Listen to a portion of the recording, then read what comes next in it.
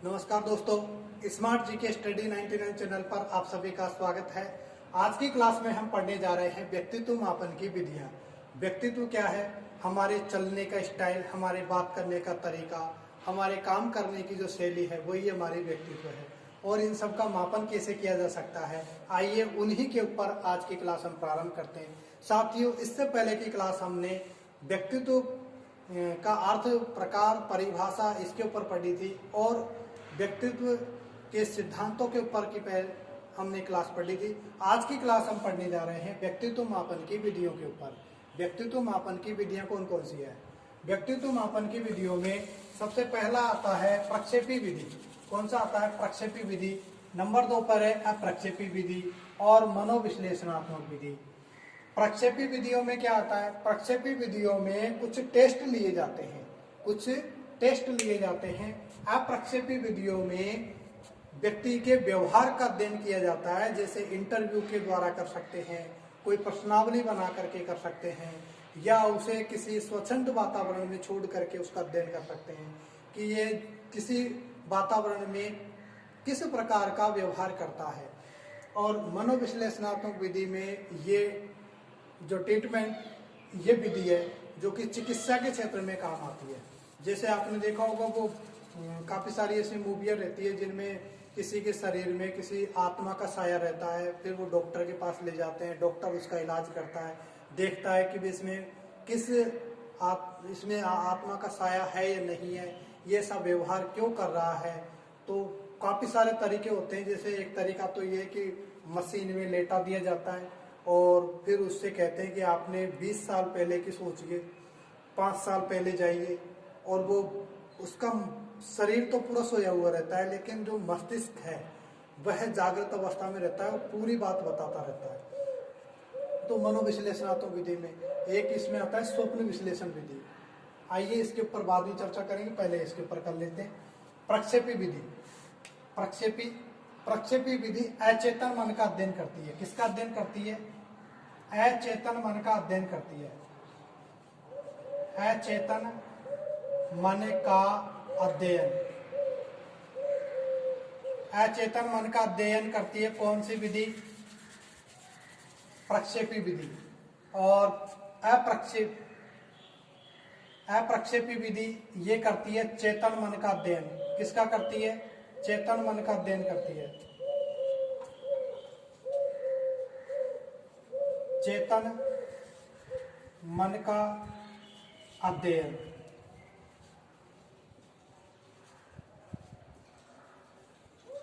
चेतन मन का अध्ययन करती है कौन? अप्रक्षेपी विधि। अचेतन मन का अध्ययन करती है प्रक्षेपी विधि। होता क्या है इसमें प्रक्षेपी विधियों में?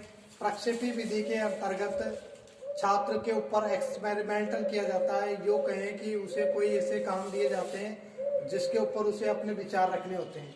मान लीजिए यहाँ सामने कोई चित्र है, सामने क्या है? कोई चित्र, और चित्र को देख करके आपको ये बताना है कि चित्र में आपको क्या दिख रहा है। जैसे मान लीजिए कि मेरे हाथ में क्या है? चाय। मेरे हाथ में एक चाय का कप है।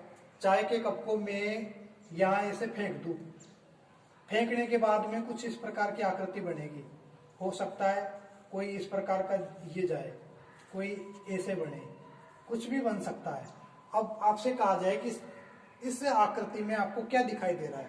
कोई तो कहेगा मुझे घोड़ा दिखाई दे रहा है, कोई कहेगा कि मुझे इसमें कोई व्यक्ति की फोटो नजर आ रही है, कोई और कुछ कहेगा। इस प्रकार के इसमें टेस्ट होते हैं।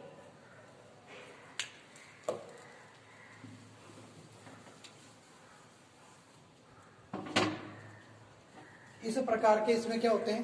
टेस्ट होते हैं। तो प्रक्षेपी विधियों में कौन कौन सी मुख्य विधियां हैं? प्रक्षेपी विधि में एक आती है TAT, थैमेटिक एप्रिसिएशन टेस्ट, जिसे बोलेंगे प्रासंगिक बोध परीक्षण।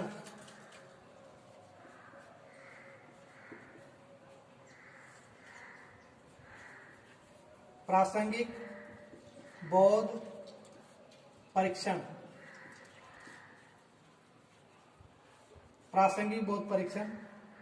थैमेटिक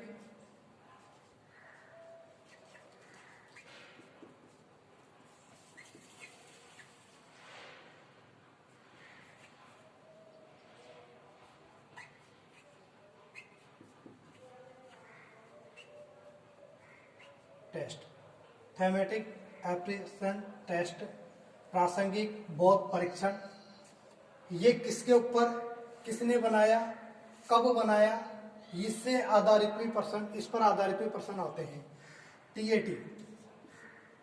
टीएटी 1935 में और मॉर्गन और मुर्रे के द्वारा बनाई गई थी। मॉर्गन व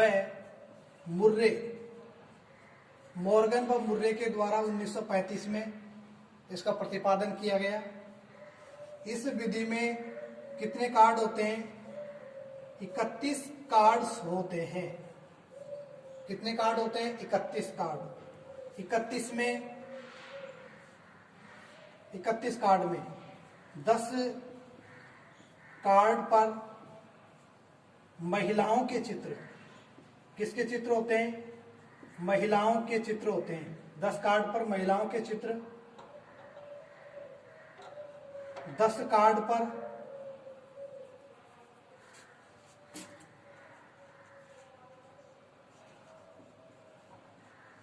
कार्ड पर पुरुषों के चित्र होते हैं।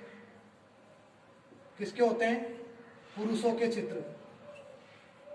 10 कार्ड पर पुरुषों के चित्र होते हैं और 10 कार्ड पर स्त्री पुरुष दोनों के होते हैं।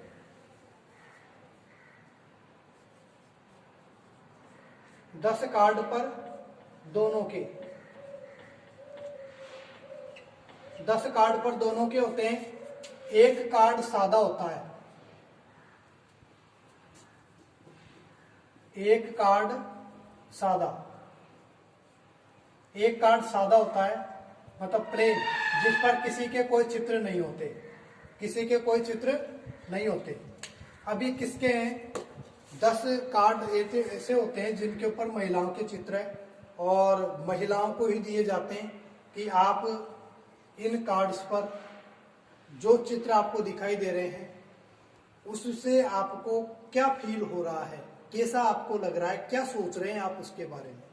जैसे आपने ऐसे वीडियो भी देखी होगी, ऐसे पिक्चर्स आपने देखे होंगे कि महिला अपने बच्चों को स्तनपान करवा रही है, तो आप उसे देख करके क्या फील करेंगे कि एक माँ अपना कर्तव्य निभा रही है, बच्चे का लालन पालन कर रही है।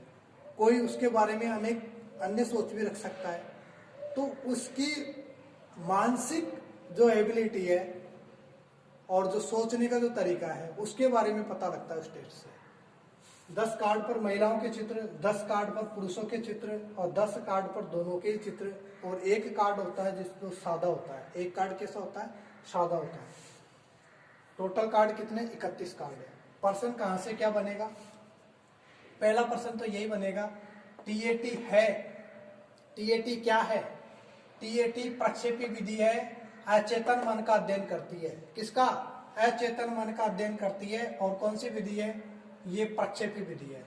दूसरा प्रश्न, टीएटी को किसने कब प्रतिपादित किया? टीएटी को 1935 में मॉर्गन व मुर्रे ने प्रतिपादित किया है। 1935 मॉर्गन व मुर्रे। टीएटी में कार्ड कितने होते हैं? 31 कार्ड होते हैं। 10 कार्ड पर महिलाओं के चित्र, 10 कार्ड पर पुरुषों के चित्र और एक कार्ड सादा होता है। एक कार्ड कैसा होता है? सादा होता है। टीएटी कितने उम्र के बालकों के लिए है? तो 14 वर्ष से अधिक उम्र के बालकों के लिए है। 14 वर्ष से अधिक उम्र के बालकों हेतु, 14 वर्ष से अधिक उम्र के बालकों हेतु। फिर पूछा जा सकता है कि एक व्यक्ति के लिए कितने कार्ड उपयोगी हैं? 21 कार्ड। देखिए, आप यदि पुरुष हैं तो आपको 10 कार्ड तो पुरुषों के मिलेंगे, 10 कार्ड दोनों के मिलेंगे और एक कार्ड आपको सादा मिलेगा। यदि आप महिला हैं तो 10 कार्ड आपको महिलाओं के मिलेंगे, 10 आपको दोनों के मिलेंगे और एक कार्ड आपको सादा मिलेगा। तो प्रत्येक व्यक्ति के लिए 21 कार्ड उपयोगी होते हैं। प्रत्येक बालक के लिए, प्रत्येक बालक के लिए 21 कार्ड उपयोग में लिए जाते हैं। उपयोग में लिए जाते हैं। लिए जाते हैं। कितने कार्ड उपयोग में लिए जाएंगे? एक बालक के लिए 21 कार्ड उपयोग में लिए जाएंगे। एक बालक के लिए 21 कार्ड उपयोग में लिए जाएंगे। टोटल कार्ड कितने? 31 हैं। 10 कार्ड पर महिलाओं के चित्र हैं, 10 कार्ड पर पुरुषों के चित्र हैं, 10 कार्ड पर दोनों के चित्र हैं, एक कार्ड सादा है। और 1935 मार्गन मूर्वे। इस प्रकार से यहां से क्वेश्चन पूछा जाएगा। ठीक है, आप इसका स्क्रीनशॉट ले लें, फिर मैं इसको मिटाऊंगा।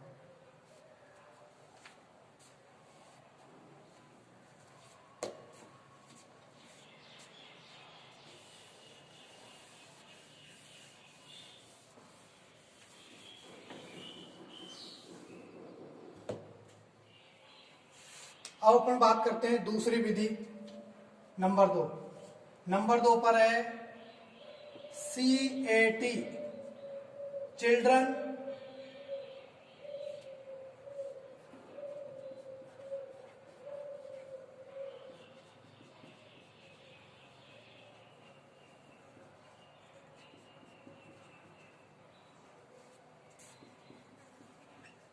Test, children appreciation test. इसे बोलेंगे बाल अंतर्बोध परीक्षण। बाल अंतर्बोध परीक्षण। अंतर्बोध परीक्षण CAT, बाल अंतर्बोध परीक्षण। कब दी थी, किसने दी थी? ये 1948 ईस्वी में, 1948 ईस्वी में लियोपोल्ड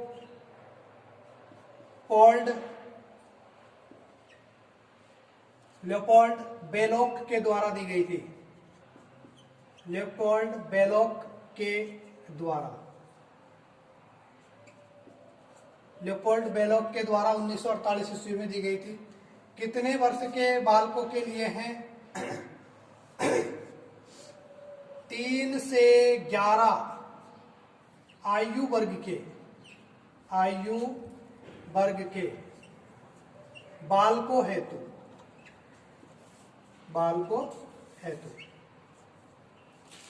पूछा जाएगा कि बाल अंतर्बोध परीक्षण CAT, बाल अंतर्बोध परीक्षण CAT, इसमें किस प्रकार के चित्र होते हैं, किस पर आधारित?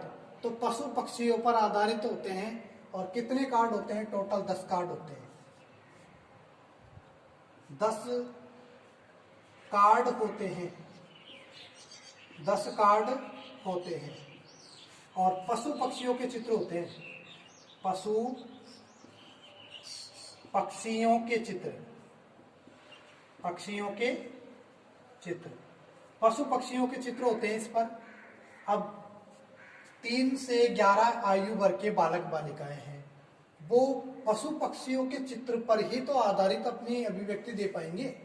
जैसे चित्र में उन्हें कबूतर नजर आ रहा है, या खरगोश नजर आ रहा है, या चिड़िया नजर आ रही है, क्या नजर आ रहा है? जो उन्होंने अपने आसपास के परिवेश में देखा है उसी के ऊपर वो कह पाएंगे। तो पशु पक्षियों के ऊपर आधारित चित्र होते हैं 10 कार्ड्स पर। किस पर? 10 कार्ड्स पर। और किसके लिए उपयोगी है? 3 से 11 आयु वर्ग के बालकों के लिए उपयोगी है। 1948 में लियोपोल्ड बेलोक के द्वारा दी गई थी। पूछा क्या जाएगा? CAT है क्या है? प्रक्षेपी विधि। कौन से मन का अध्ययन करती है? अचेतन मन का अध्ययन करती है। CAT का पूरा नाम बाल अंतर्बोध परीक्षण, चिल्ड्रन एप्रिसिएशन टेस्ट। कब? 1948 में लियोपोल्ड बेलोक ने दी थी। कितने उम्र के बच्चों के लिए? 3 से 11 वर्ष के उम्र के बच्चों के लिए। कितने कार्ड होते हैं? 10 कार्ड होते हैं। किस पर, किसके चित्र होते हैं? पशु पक्षियों के चित्र होते हैं। यहां से भी क्वेश्चन पूछा जाएगा, स्क्रीनशॉट ले लें। साथियों, इस चैनल पर आपको कंप्लीट सेकंड ग्रेड भर्ती का फर्स्ट पेपर करवाया जाएगा। तो आप चैनल पर अंत तक बने रहें।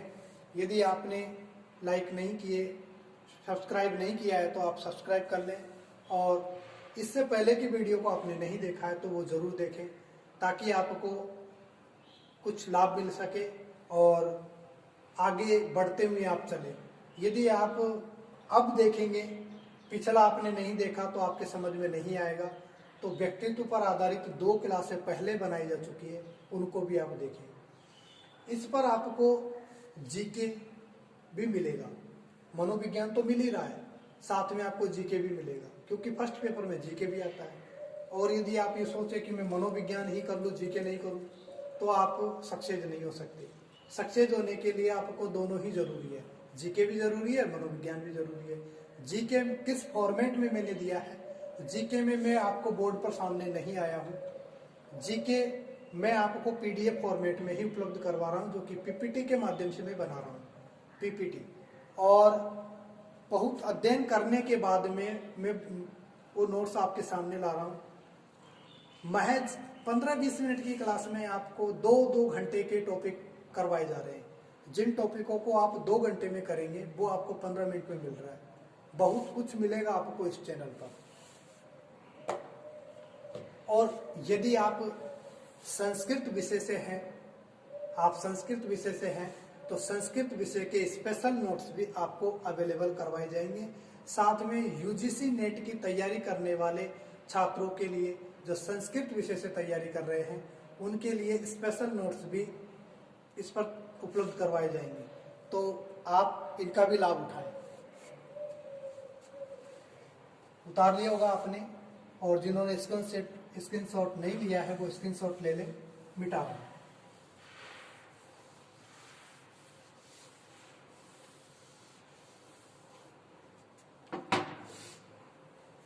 अब पढ़ते हैं हम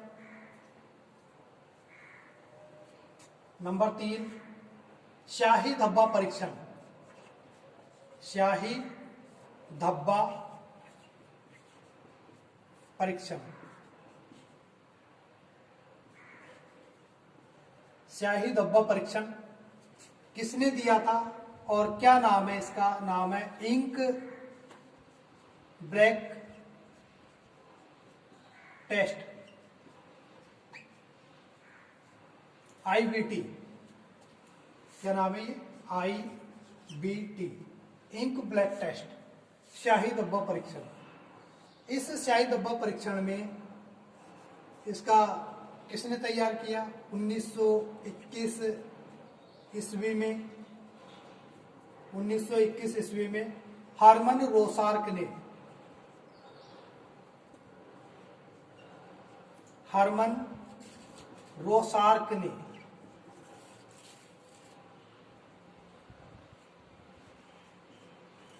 हरमन रोसार्क के द्वारा 1921 में इसे प्रतिपादित किया गया था। और इसमें टोटल कार्ड कितने होते हैं? इसमें 10 कार्ड होते हैं। कार्ड्स की संख्या कितनी है? 10 कार्ड। और जिस पर क्या है? स्याही के धब्बे, स्याही के धब्बे,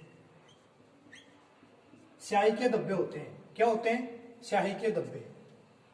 जैसे अभी मैंने एक आपको डायग्राम के रूप में बताया था, जैसे मैं चाय का कप लूं और दीवार के ऊपर फेंक दूं, मैं चाय का कप लूं और दीवार के ऊपर फेंक दूं, तो दीवार के ऊपर क्या आकृति बनेगी? कुछ तो बनेगी। उस आकृति के बारे में आपको देखकर बताना है कि इसमें कौन सी आकृति आपको नजर आ रही है। आपने YouTube पर बहुत सारे ऐसे वीडियो देखे होंगे जिस पर आपको बदलों में भगवान शिव शंकर जी नजर आए, जिसमें आपको नंदी नजर आए, है ना, जिसमें आपको अन्य आकृतियां भी नजर आई। ऐसे वीडियो आपने बहुत सारे देखे होंगे। तो क्या वो वाकई में वो चित्र है? वो नहीं है, वो बदल है, और बदलों से ही वो आकृतियां बनी है। 10 कार्ड शाही धब्बा, ठीक है। अब इसमें 10 कार्ड में, इन्हें 10 कार्ड्स के अंदर कब कब क्या है? 10 कार्ड्स में से 3 कार्ड ऐसे हैं, 3 कार्ड जिन पर बहुरंगी धब्बे हैं। 3 कार्ड्स पर 3 कार्ड पर बहुरंगी धब्बे, बहुरंगी धब्बे। 3 पर तो बहुरंगी धब्बे हो गए। 2 कार्ड्स जिस पर कैसे होंगे, 2 कार्ड पर काले, लाल, सफेद, काले, लाल, सफेद। 5 कार्ड पर आपको मिलेंगे सफेद और काले, सफेद प्लस काले। Black and white, black and white जो टीवी आती थी पहले, तो ये मानिए कि आप पहले, मैं हमारे टाइम की बात बता रहा हूँ, ब्लैक एंड व्हाइट टीवी बहुत कम लोगों के घर में हुआ करती थी। आज के 20 साल पहले, आज के 20 वर्ष पहले ब्लैक एंड व्हाइट टीवी भी बहुत कम घरों में हुआ करती थी। ब्लैक एंड व्हाइट, रंगीन की तो दूर की बात है, ब्लैक एंड व्हाइट भी आज के 20 वर्ष पहले बहुत कम लोगों के घर में हुआ करती थी। जिन घरों में होती थी वो घर वाले किसी को देखने दे नहीं दे उसकी मर्जी। कहीं कहीं जगह पर तो 5-5 रुपये लेकर के वो टीवी दिखाया करते थे। तो आप ये ट्रिक बना कर चले कि 5 रुपये में ब्लैक एंड व्हाइट टीवी दिखाई जाएगी, 5 रुपये में ब्लैक एंड व्हाइट टीवी। ये आप ट्रिक बना करके सोचें, क्योंकि आपको यहाँ से प्रश्न दिया जाएगा। पिछली बार पूछा जा चुका है कि काले, लाल, सफेद स्याही के धब्बे कितने कार्ड्स पर होते हैं, कितने कार्ड्स पर होते हैं। तो काले, लाल और सफेद ये तीनों के तीनों धब्बे 2 कार्ड्स पर हैं। कितने कार्ड्स पर हैं? 2 कार्ड्स पर। सफेद और काले कितने पर है? 5 कार्ड्स पर। और बहुरंगी 3 कार्ड्स पर है। बहुरंगी अनेक रंगों के 3 कार्ड्स पर हैं। तो यहां से क्वेश्चन पूछा जा सकता है। आप आईबीटी को याद रखना। आईबीटी किस प्रकार का है? प्रक्षेपी विधि है। आईबीटी कैसी विधि है? प्रक्षेपी विधि। आईबीटी किस मन का? आईबीटी में किसका अध्ययन किया जाता है? अचेतन मन का अध्ययन किया जाता है। आईबीटी कब? 1921 में। किसने दी? हरमन रोसार्क ने दी। कितने कार्ड होते हैं? 10 कार्ड होते हैं। और 10 कार्ड पर होते हैं स्याही के धब्बे। क्या होते हैं? स्याही के धब्बे। इन 10 कार्ड्स को देखिए, 3 पर बहुरंगी, 2 पर काले, लाल, सफेद, 5 पर सफेद और काले। इस प्रकार से ये प्रश्न बनेगा। तो स्क्रीनशॉट ले ले, जिन्हें उतारना है वो उतार ले।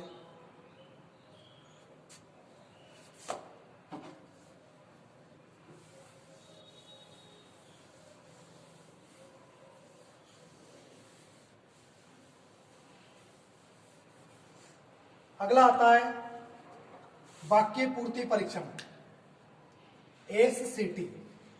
Number 4 SCT, sentence completion test.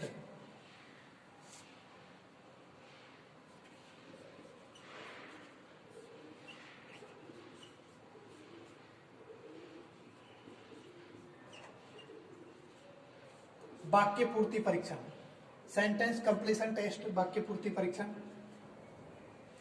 कब दिया गया? किसने दिया? ये दिया था 1930 ईस्वी में पाइन और टेंडलर ने। 1930 ईस्वी में पाइन व टेंडलर के द्वारा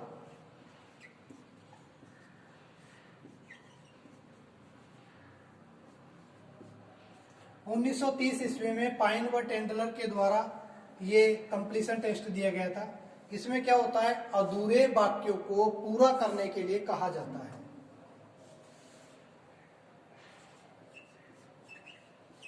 अधूरे वाक्यों को पूरा करने के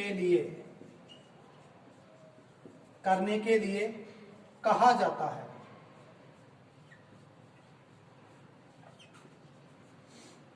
अधूरे वाक्यों को पूरा करने के लिए कहा जाता है। इसमें वाक्य पूर्ति परीक्षण, नाम से स्पष्ट हो रहा है, वाक्य पूर्ति परीक्षण अधूरे वाक्यों को पूरा करने के लिए कहा जाता है। ठीक है। SCT में। और अगला है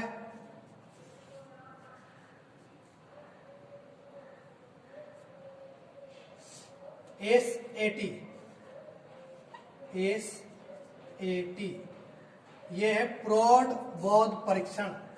प्रौढ़ बोध परीक्षण, इसको छोड़ दो, ज्यादा इंपॉर्टेंट नहीं है।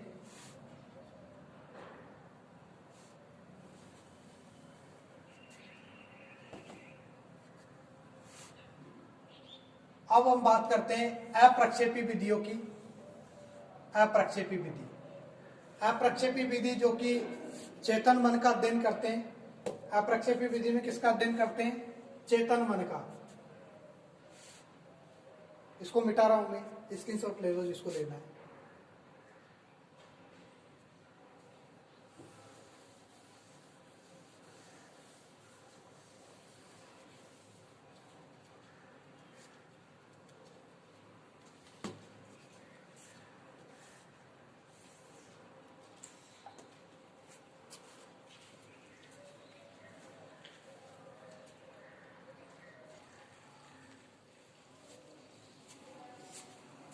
हाँ जी, तो अप्रक्षेपी विधि, अप्रक्षेपी विधि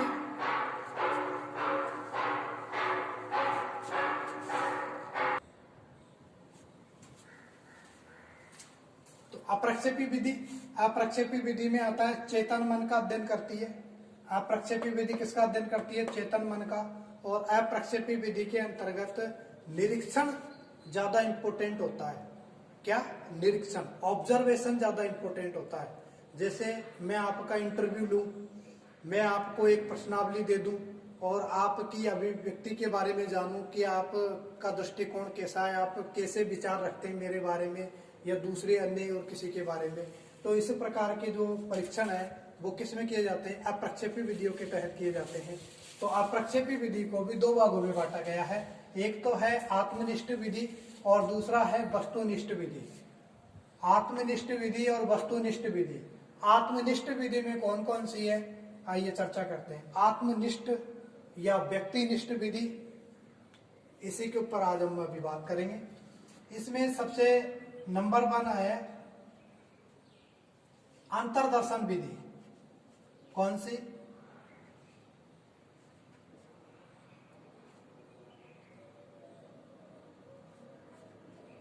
अंतर्दर्शन विधि। कौन सी विधि? अंतर्दर्शन विधि। अंतर्दर्शन विधि, इसका जनक कौन है? इसका जनक है विलियम वुंट। कौन है? William Wundt. विलियम वुंट इसका जनक है। क्या कहती है अंतर्दर्शन विधि? अंतर्दर्शन विधि कहती है कि अपने अंदर झांकना। क्या करना? अपने अंदर झांकना। जैसे आप मेरे से पूछे कि सर बताओ आपके अवगुण क्या है, मेरे अवगुण क्या है, तो मैं कह दूंगा कि मेरे अवगुण ये हैं। मुझ में कितनी कमियां हैं, कितने दोष हैं, मैं कहूंगा? नहीं कहूंगा ना। आपसे पूछे कि आपके दोष बताओ तो नहीं बताएंगे। अरे कोई खुद की माई ना डाकण बतावा है क्या? जैसे आप कहो कि मेरी माँ डाकण है, कह सकते हो? नहीं कह सकते ना। तो खुद के अवगुणों को कोई नहीं बताता। गुण की बात भले पूछ ले, जो नहीं होंगे ना वो भी बता देंगे, जो नहीं होंगे वो भी आप बता देंगे, लेकिन अवगुण नहीं बताएंगे। तो विलियम अंतर्दर्शन, अपने अंदर की ओर देखना। अंतर्दर्शन, अंदर की ओर देखना, यह विधि अमनोवैज्ञानिक विधि है। कौन सी विधि है? अमनोवैज्ञानिक। इस विधि से प्राप्त निष्कर्ष सत्य नहीं होते हैं। इस विधि से प्राप्त निष्कर्ष सत्य नहीं होते हैं। कोई कह सकता है कि इसने जो बताया है वो सब सत्य है? नहीं, कोई नहीं कह सकता इस बात को, क्योंकि सत्य हो ही नहीं सकता। खुद के बारे में अवगुण कौन बतावेगा? कोई नहीं बताता। और इस विधि में व्यक्ति स्वयं के बारे में दूसरों को बखान करता है, दूसरों को बताता है ना। तो यहां लिख सकते हो आप, स्वयं के बारे में जानकारी स्वयं ही प्रदान करता है। यहां से क्या पूछा जाएगा? यह अमनोवैज्ञानिक विधि है। अमनोवैज्ञानिक विधि है, वैज्ञानिक विधि है। अविश्वसनीय है,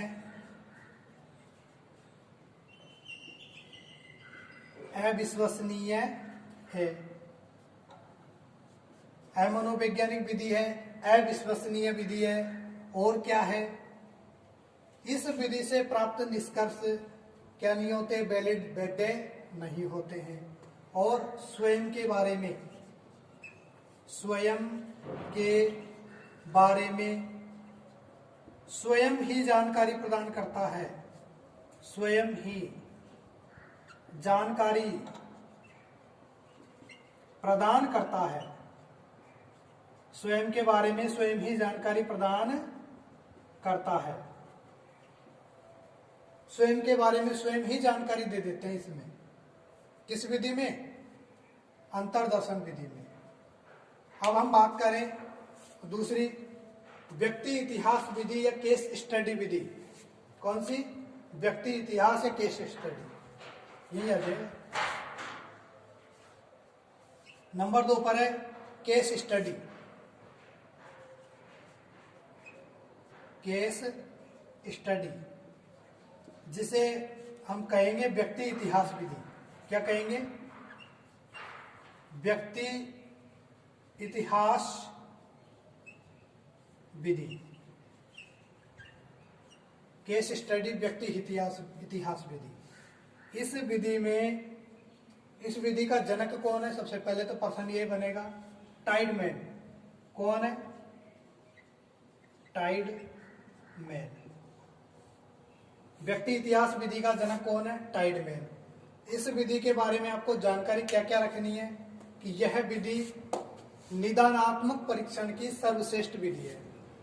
केस स्टडी, जैसे कोई मरीज है, कोई समस्याग्रस्त बालक है, उसका आप क्या करना चाहते हैं? अध्ययन। मान लीजिए कि आप किसी स्कूल के एक टीचर हैं और उस स्कूल के अंदर या उस किसी कक्षा के अंदर 100 बालक हैं, 100 में से एक बालक ऐसा है जो काम करके नहीं लाता, ना तो वो पढ़ने में उसका मन करता है, हमेशा उदास बैठा रहता है। अब आप उसके बारे में अध्ययन करना चाहते हैं, वो तो बता नहीं रहा अपने बारे में, अब आप उसका अध्ययन करना चाहते हैं। कहाँ से करेंगे? उसके मित्रों से पूछेंगे, उसके परिवार के सदस्यों से पूछेंगे। आप क्या जान रहे हैं? उसका इतिहास जान रहे हैं। क्या जान रहे हैं आप? इतिहास जान रहे हैं। किसके लिए? उसकी समस्या का निदान करने के लिए। तो ये क्या है? निदानात्मक परीक्षण की विधि है।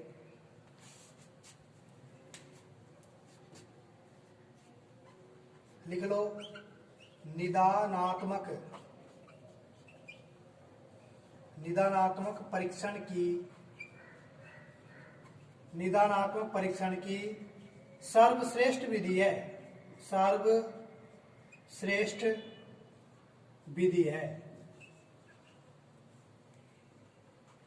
निदानात्मक परीक्षण की सर्वश्रेष्ठ विधि है। कौन सी विधि?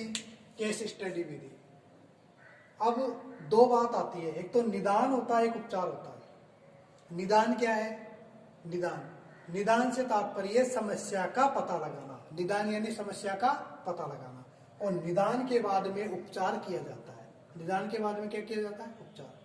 सीधी सी बात है, आप किसी के बारे में जानकारी प्राप्त करेंगे ना। अब आपको पता लग गया कि इस बालक की समस्या क्या है, इस बालक की समस्या क्या है, तो आप क्या करेंगे? जानने के बाद छोड़ देंगे उसको? नहीं छोड़ेंगे ना। तो फिर करेंगे क्या?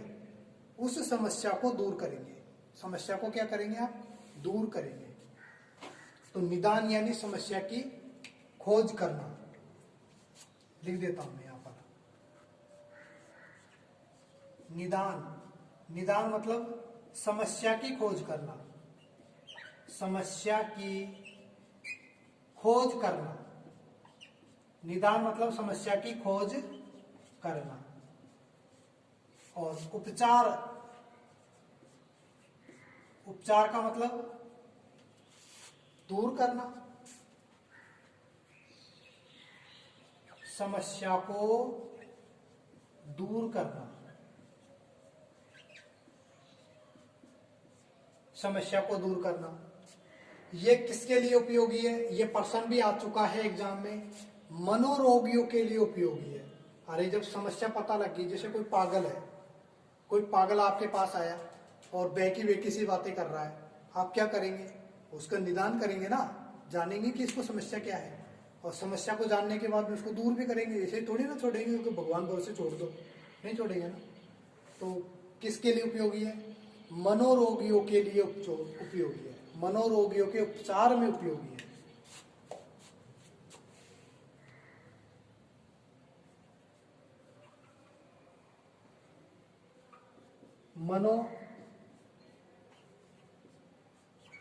मनोरोगियों के उपचार में सहायक है, उपचार में सहायक।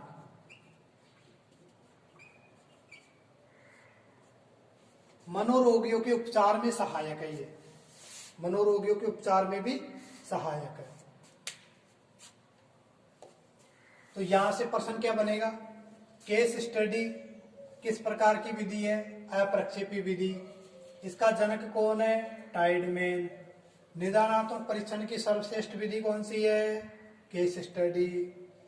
निदान का अर्थ क्या होता है? समस्या की खोज। उपचार का मतलब समस्या को दूर करना। मनोरोगियों के उपचार में सहायक कौन सी है? Case study. यहां तक आप स्क्रीनशॉट लीजिए।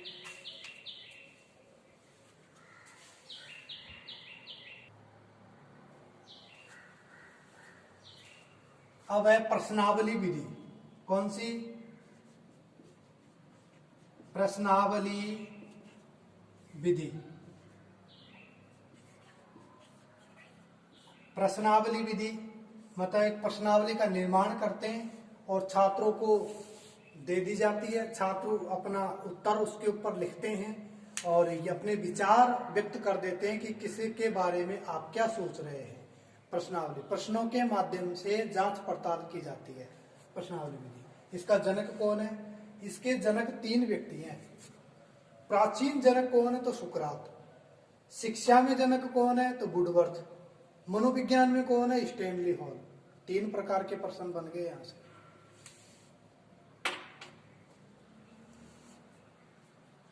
प्रश्नावली विधि, जनक, प्राचीन प्रवर्तक। प्राचीन प्रवर्तक है सुकरात। कौन है? सुकरात। शिक्षा में, शिक्षा के क्षेत्र में, शिक्षा के क्षेत्र में कौन है? वुडवर्थ। शिक्षा के क्षेत्र में वुडवर्थ। और मनोविज्ञान के क्षेत्र में, मनोविज्ञान के क्षेत्र में, मनोविज्ञान के क्षेत्र में कौन है? तो स्टैनली हॉल। कौन है? Stanley hall. मनोविज्ञान के क्षेत्र में कौन है? स्टैनली हॉल है। तो इस प्रकार से ये इसके क्या हो गए? प्रवर्तक हो गए। प्रश्नावली, प्रश्नों के माध्यम से समस्या की जानकारी प्राप्त करना। प्रश्नावली कितने प्रकार की होती है? 4 प्रकार की। कौन कौन सी? मिश्रित प्रश्नावली, खुली प्रश्नावली, बंद प्रश्नावली और चित्रित प्रश्नावली। जिसमें चित्र हो, जिसमें आंसर केवल हाँ ना में देना हो, अवसदय के रूप में टिक करना हो, वो तो कैसी हो गई? अवसदय के रूप में टिक करना हो तो बंद प्रश्नावली। कैसी? बंद। यदि आपको 100 शब्दों में आंसर देना है, 200 शब्दों में देना है, 500 शब्दों में देना है, तो वो कौन सी है? खुली। यदि चित्र देख करके आपको बताना है, चित्र आपको बनाना है, तो कौन सी है? चित्रित है। और सबका कंबाइंड रूप तो कौन सी है? मिश्रित है। तो 4 प्रकार की प्रश्नावली है। फिर आता है अंतर्दर्शन, साक्षात्कार विधि। कौन सी है? इंटरव्यू मेथड, साक्षात्कार।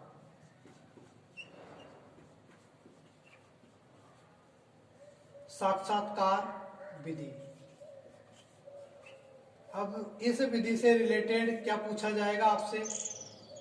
आपसे पूछा जाएगा कि जिसमें प्रश्नकर्ता और उत्तरदाता आमने सामने होते हैं, वो कौन सी? साक्षात्कार विधि। इस विधि की शुरुआत कहाँ हुई थी? अमेरिका में हुई थी। कहाँ पर हुई थी? अमेरिका में, इंटरव्यू मेथड की। इसके दो प्रकार है, एक तो निर्देशित साक्षात्कार, एक अनिर्देशित साक्षात्कार। निर्देशित कैसे?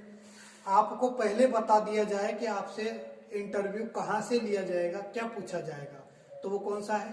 निर्देशित। और आपको बताया ही नहीं जाए कि पूछा कहाँ से जाएगा, तो कौन सी है? अनिर्देशित। जिसमें कुछ भी निर्देश नहीं हो, अनिर्देशित। जिसमें निर्देश हो, वो निर्देशित। तो ये दो प्रश्नावलियां हैं, प्रश्नावली विधि और साक्षात्कार विधि। ये कौन सी है? वही अप्रक्षेपी में आत्मनिष्ठ विधियां। अब हम बात करेंगे वस्तुनिष्ठ की। किसकी? वस्तुनिष्ठ विधियों की।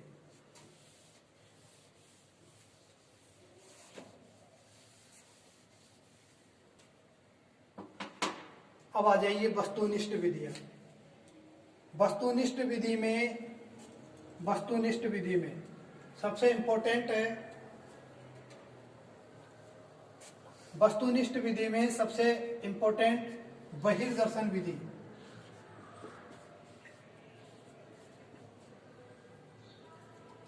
बहिर्दर्शन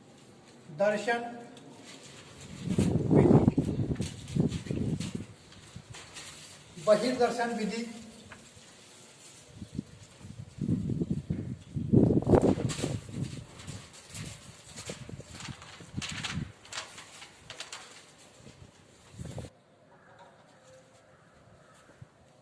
बहिर्दर्शन विधि, इस विधि का जनक कौन है? वाटसन है। कौन है? वाटसन। बहिर्दर्शन विधि का जनक है वाटसन। वाटसन ने कहा था कि बाहर की, ये बहिर्दर्शन क्या होता है? बाहर की ओर देखना, मतलब निरीक्षण करना। क्या करना? निरीक्षण करना। इस विधि में निरीक्षण का कार्य किया जाता है, दूसरों का अध्ययन किया जाता है। अंतर्दर्शन में तो स्वयं का अध्ययन करते हैं, बहिर्दर्शन में दूसरों का अध्ययन करते हैं। जैसे आप क्या करेंगे? मान लीजिए आपको कोई काम दे दे कि मैं कहीं जा रहा हूं और आप देखना कि ये कोई गलती ना कर दे, और किस प्रकार का काम करे नहीं करे तो मुझे आप सूचित कर देना। तो आप क्या कर रहे हैं? उसका फिर निरीक्षण कर रहे हैं, आप बहिर्दर्शन विधि का प्रयोग कर रहे हैं। इसमें दूसरों का क्या किया जाता है? निरीक्षण किया जाता है, दूसरों का निरीक्षण किया जाता है।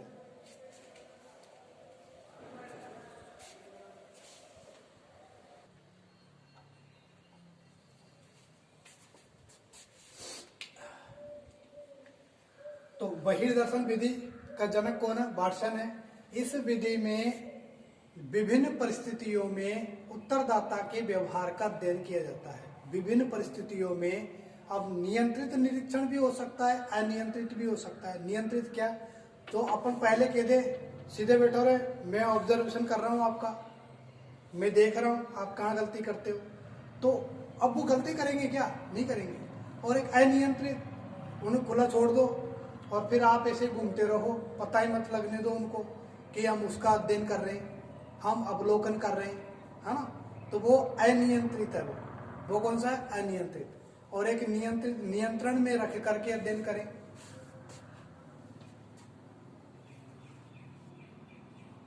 इस विधि में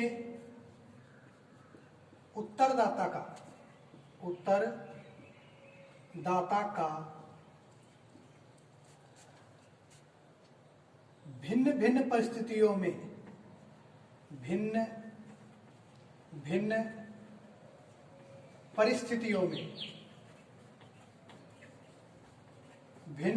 परिस्थितियों में अध्ययन किया जाता है। क्या किया जाता है? अध्ययन किया जाता है। अध्ययन किया जाता है।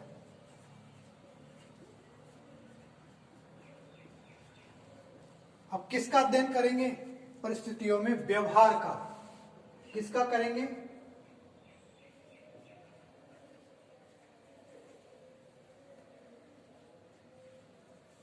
व्यवहार का अध्ययन किया जाता है। भिन्न भिन्न परिस्थितियों में व्यवहार का अध्ययन किया जाता है। और नियंत्रित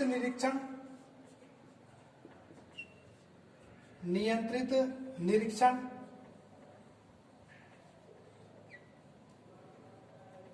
नियंत्रित निरीक्षण और अनियंत्रित निरीक्षण, दो प्रकार का हो गया। तो बहिर्दर्शन विधि, वाटसन, ठीक है। और इसके अलावा क्या आता है, समाजमिति विधि। समाजमिति विधि, इसका जनक कौन है, जे.एल. मोरेनो, जे.एल. मोरेनो, समाजमिति विधि। इस विधि में सामाजिक क्रियाकलापों का अध्ययन किया जाता है, किसी व्यक्ति का कि वह सामाजिक कार्यों में किस प्रकार की भूमिका निभाता है, कैसा व्यवहार करता है, उनका अध्ययन किसमें किया जाता है, समाजमिति विधि में किया जाता है। यो कहें कि सामाजिक परिप्रेक्ष्य में अध्ययन किया जाता है। इसके बाद है क्रम निर्धारण मापनी। कौन सी, क्रम निर्धारण मापनी, निर्धारण मापनी। ये किसने दी है, थर्स्टन ने दी है। किसने, थर्स्टन। क्रम निर्धारण मापनी, इसमें किसी भी व्यक्ति से यह पूछा जाता है कि भाई आप किसको वरीयता किस प्रकार से देते हैं, क्रम का निर्धारण करना, क्रम का निर्धारण करना। और फिर आता है एक शारीरिक परीक्षण विधि।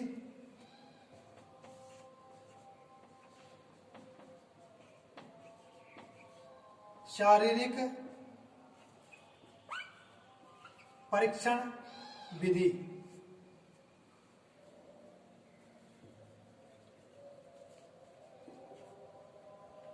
परीक्षण विधि, शारीरिक परीक्षण विधि। इस विधि के माध्यम से क्या किया जाता है कि जैसे कोई सेना भर्ती है, पुलिस भर्ती है, तो उसमें शारीरिक दक्षता का मापन किया जाता है, शारीरिक दक्षता का मापन किया जाता है। लिख देता हूं मैं, सेना भर्ती में, सेना भर्ती में, सेना भर्ती में शारीरिक दक्षता का मापन, शारीरिक दक्षता का मापन किया जाता है, शारीरिक दक्षता का मापन किया जाता है।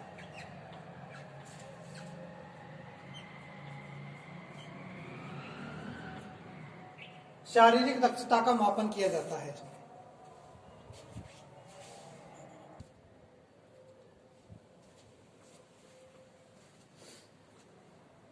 तो शारीरिक परीक्षण विधि, सेना भर्ती में शारीरिक दक्षता का मापन किया जाता है, वो कौन सी शारीरिक परीक्षण विधि है।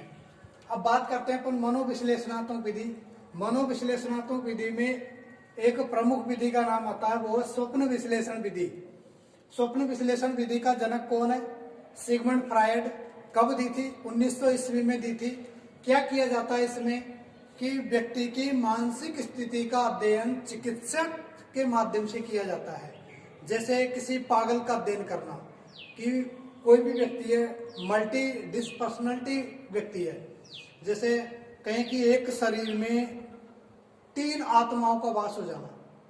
ऐसा सुना होगा आपने, फिल्मों में देखा होगा कि शरीर में आत्मा का प्रवेश हो जाना, और जब वो आत्मा रहती है तब अलग व्यवहार करते हैं, जब वो नहीं रहती उस समय अलग व्यवहार करते हैं। सुबह के शाम अलग, शाम को अलग, रात को अलग, इस प्रकार का व्यवहार करते हैं। तो वो कौन सा है, मल्टी पर्सनैलिटी है ना। तो एक व्यक्ति में अनेक व्यक्तियों का वास हो जाना, ये जो कहें कि एक व्यक्ति ही अनेक प्रकार से व्यवहार करता है। अब उसका अध्ययन कैसे किया जाएगा, बिना चिकित्सा के तो हम कर नहीं सकते। आपने मूवी देखी होगी भूल भुलैया। कौन सी मूवी, भूल भुलैया।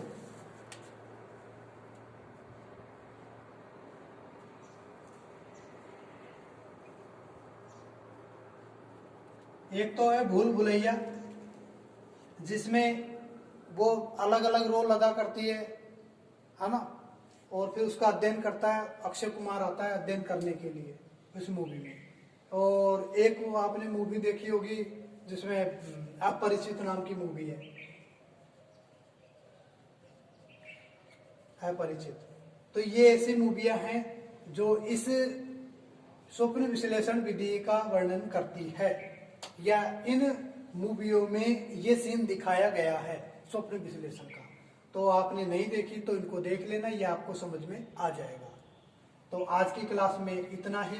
आज की क्लास में हमने व्यक्तित्व मापन की विधियों के बारे में पढ़ा है, व्यक्तित्व मापन की विधियों के बारे में पढ़ा है। इसकी स्क्रीनशॉट ले लीजिएगा। तो व्यक्तित्व मापन की विधियों के बारे में आज हमने पढ़ लिया। इससे पहले कि हमने व्यक्तित्व पर आधारित 2 क्लासें बनाई है, आज ये व्यक्तित्व की तीसरी क्लास है, इसमें व्यक्तित्व समाप्त है। कल की क्लास में हम पढ़ने जा रहे हैं समायोजन, कि हमारा व्यक्तित्व ही हमें समायोजन करने के लिए क्या करता है, तैयार करता है, प्रिपेयर करता है।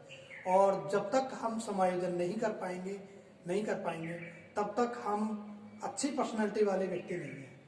यदि हम समायोजन नहीं कर पा रहे तो कहीं ना कहीं हमारे अंदर क्या है, कमियां हैं। साथियों, चैनल को सब्सक्राइब करें, अपने ज़्यादा से ज़्यादा दोस्तों तक शेयर करें, वीडियो को लाइक करें। Thank you.